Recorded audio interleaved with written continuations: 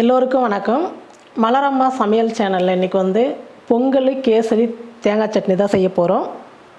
Stove பற்ற வச்சு கடாயை வச்சுட்டு கடாயை நல்லா சூடேறிடுச்சு.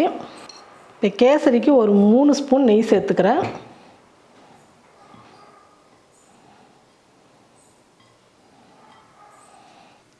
நெய் நல்லா காஞ்சிடுச்சு. ஒரு 20 முந்திரி ஒரு 15 திராட்சை எடுத்துருக்கிறேன். இப்போ முந்திரி போட்டு வறுத்துக்கலாம்.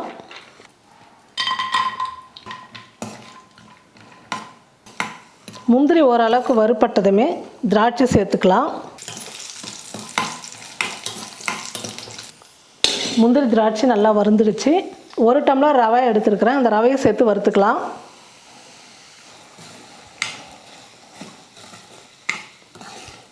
ரவை ஒரு 2-3 நிமிஷத்துக்கு நல்லா வறுத்துக்கணும். எந்த அளவுக்கு ரவை நம்ம நல்லா வறுக்கிறோமோ அந்த அளவுக்கு தான் கேசரி நல்லா முத்து முத்தாக பார்க்கறதுக்கு ரவை நல்லா தெரியும். ரவை சரியாக வறுப்படலைன்னா கேசரி குழஞ்ச மாதிரி ஆகிடும், சாப்பிட்றதுக்கு நல்லா இருக்காது. ரவை நல்லா தெரியணும், அப்போ தான் சூப்பராக இருக்கும் கேசரிலாம். பாருங்கள், ரவை நல்லா வறுந்துடுச்சு. இப்போ வேறு பாத்திரத்தில் மாற்றிக்கலாம். பாருங்கள், நான் இந்த டம்ளரில் 1 டம்ளர் ரவை எடுத்தேன்.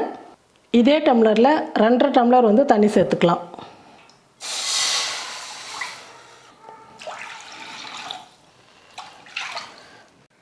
தண்ணி கொதிக்கும் போது கொஞ்சமாக ஃபுட் கலர் சேர்த்துக்கலாம்.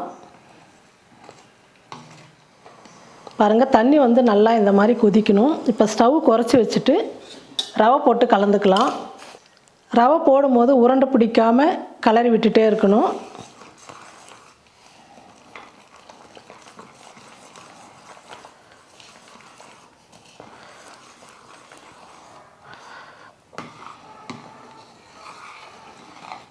ரவை நல்லா வெந்து கட்டியாக வரட்டும். பாருங்கள், ரவை நல்லா இந்த அளவுக்கு கட்டியாக வரும்போது ஒரு 1/4 ஸ்பூன் ஏலக்காய் தூள் சேர்த்துக்கிறேன். நெய் ஒரு 2 ஸ்பூன் சேர்த்துக்கலாம்.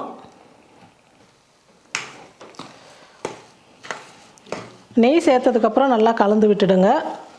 1 டம்ளர் ரவைக்கு 3/4 டம்ளர் சர்க்கரை சேர்த்தா போதும். உங்களுக்கு அதிகமாக வேணும்னா நீங்கள் அதிகமாக சேர்த்துங்க, கம்மியாக வேணும்னாலும் கம்மியாக சேர்த்துக்கலாம். இப்போ சர்க்கரை சேர்த்துக்கிறேன்.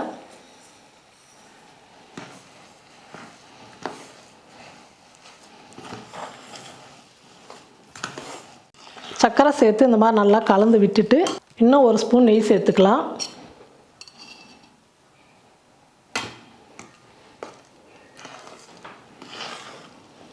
கொஞ்சம் கொஞ்சமாக நெய் சேர்த்து கலக்கும் போது கேசரி ஒட்டாமல் வரும், சாப்பிட்றதுக்கு ரொம்ப டேஸ்ட்டாக நல்லாயிருக்கும்.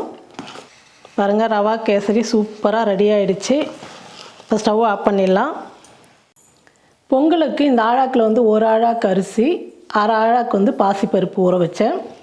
அரிசியும் பருப்பு சேர்த்து 1/2 ஆழாக்கு. நான் 1 மணி நேரம் முன்னாடி நல்லா ஊற வச்சு நல்லா கழுவி சுத்தம் பண்ணி எடுத்துக்கிட்டேன். இப்போ இது குக்கரில் சேர்த்துக்கலாம். 1 டம்ளர் அரிசிக்கு 3 டம்ளர் தண்ணி சேர்த்துக்கலாம்.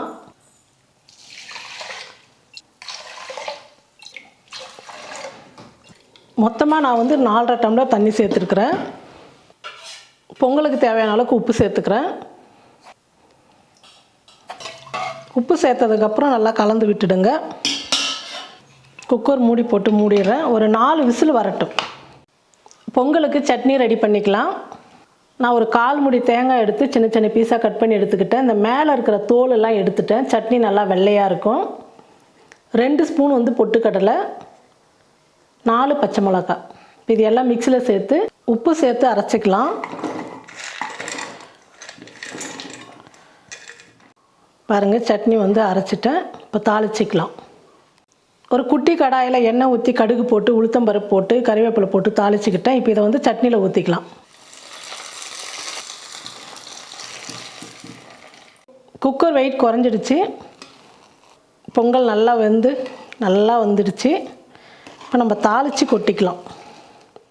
கடாய் சூடு ஏறிடுச்சு. இப்போ நெய் சேர்த்துக்கிறேன். உங்களுக்கு எந்த அளவுக்கு தேவையோ அந்த அளவுக்கு நீங்கள் நெய் சேர்த்துங்க. நான் 4 ஸ்பூன் நெய் சேர்க்குறேன். நெய் நல்லா காஞ்சிடுச்சு. நான் அரிசியும் பருப்பும் 300 கிராம் எடுத்தேன், அதனால் 1 ஸ்பூன் மிளகு சேர்த்துக்கிறேன். 1 ஸ்பூன் சீரகம். மிளகு சீரகம் நல்லா பொரிச்சதுக்கப்புறம் நம்ம முந்திரி சேர்க்கணும். இப்போ நல்லா பொரிஞ்சிடுச்சு.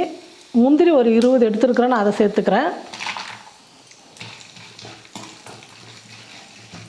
இஞ்சி வந்து நான் துருவி எடுத்துக்கிட்டேன். ஏன்னா சின்ன சின்ன பீஸாக இஞ்சி போடும்போது சில பேர் சாப்பிட மாட்டாங்க. நம்ம துருவி போட்டால் பொங்கலோடு சேர்ந்து இருக்கும், தெரியாது. அதனால் நான் துருவி 1/2 ஸ்பூன் எடுத்துக்கிட்டேன்.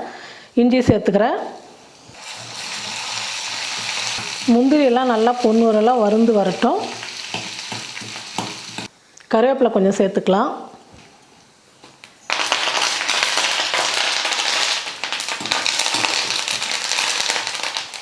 முந்திரி எல்லாம் நல்லா வறுந்துடுச்சுன்னா ஸ்டவ் ஆஃப் பண்ணிவிடுங்க. ஸ்டவ் ஆஃப் பண்ணிவிட்டு 1/4 ஸ்பூன் வந்து பெருங்காயத்தூள் எடுத்து வச்சுருக்கிறேன். பெருங்காயத்தூள் சேர்த்துக்கிறேன். இப்போ நம்ம தாளிச்சதை பொங்கலில் சேர்த்துக்கலாம். தாளிச்சது சேர்த்ததுக்கப்புறம் பொங்கல் வந்து நல்லா கலந்து விட்டுடுங்க.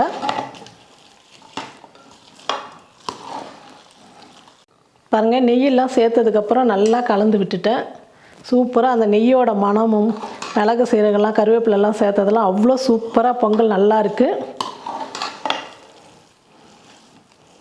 பாருங்கள், சூப்பராக வெண்பொங்கல், ரவா கேசரி, தேங்காய் சட்னி 3ம் செஞ்சிட்டோம். நீங்களும் உங்கள் வீட்டில் காலையில் டிஃபனுக்கு பொங்கல், கேசரி, சட்னி இந்த மாதிரிலாம் செஞ்சு கொடுக்கும்போது எல்லாருக்குமே ரொம்ப பிடிக்கும்.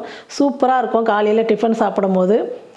இந்த மாதிரி நீங்களும் உங்கள் வீட்டில் செஞ்சு பார்த்துட்டு எப்படி இருக்குன்னு சொல்லிட்டு மறக்காமல் கமெண்ட் பண்ணுங்கள், ஷேர் பண்ணுங்கள். நன்றி.